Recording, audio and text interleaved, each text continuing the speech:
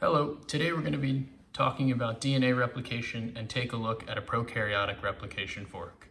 Here you can see a replication bubble and an orange line which indicates the origin of replication.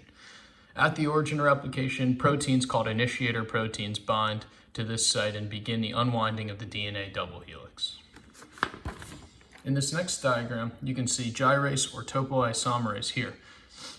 This enzyme works in front of the replication fork to prevent and undo any supercoiling.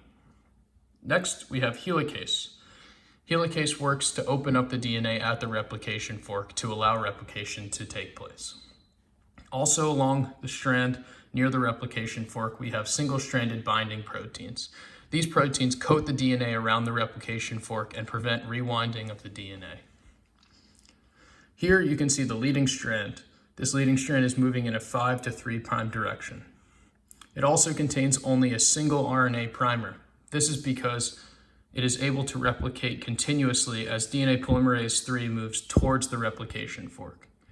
DNA polymerase III adds DNA at the 3' end and extends from the primer.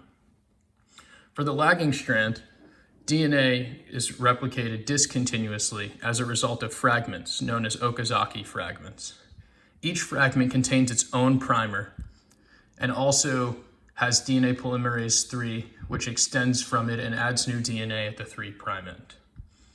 Also, once it is done, DNA polymerase I will act on these primers and remove them and replace them with DNA.